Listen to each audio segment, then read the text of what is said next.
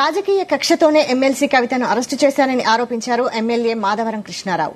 కేంద్ర ప్రభుత్వాన్ని ప్రశ్నిస్తున్న నేతలపై తప్పుడు కేసులు బనాయిస్తున్నారని మండిపడ్డారు. ఎన్నికల నోటిఫికేషన్కు ఒకరోజు ముందు కవితను అరెస్టు చేయడం పథకం ప్రకారమే జరిగిందన్నారు. కవిత అరెస్టుకు నిరసనగా ఇవాళ కూకట్పల్లి నియోజకవర్గ వ్యాప్తంగా నిరసన కార్యక్రమాలను చేపడతామని హెచ్చరించారు.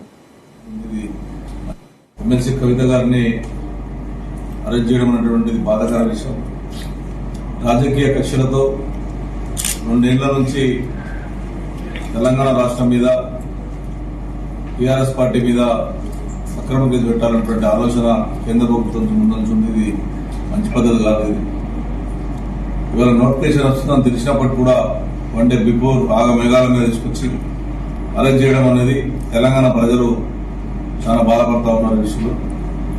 ఎందుకంటే తెలంగాణ కొరకు ఉద్యమం చేసి తెలంగాణ రాష్ట్రం కొరకు ఎన్నో పోరాడి ఎన్నో రకాలుగా తెలంగాణను చేతనందం చేసిన దాంట్లో కీలక పాత్ర వహించిన కవితను ఒక చిన్న కేసులో ఇలా దేశాలను వదిలి పారిపోయి 1000, 10,000, 20,000 కోట్ల రూపాయలు భారతదేశాన్ని నుంచి ఇతర దేశాలు బతుకున్న వాళ్ళని పట్టించుకోకుండా చిన్న కేసులు పెట్టి ఇతర రాజకీయ కక్షలు చేయించడం అనేది ఇది మంచి పద్ధతి కాదు. కాంగ్రెస్ పార్టీ కానీ బీజేపీ పార్టీ కానీ పూర్తిగా కూకట్పల్లి టీఆర్ఎస్ పార్టీ బీఆర్ఎస్ తరఫున ఒక శాసనసభ్యునిగా ఇది ఖండిస్తా ఉన్నా.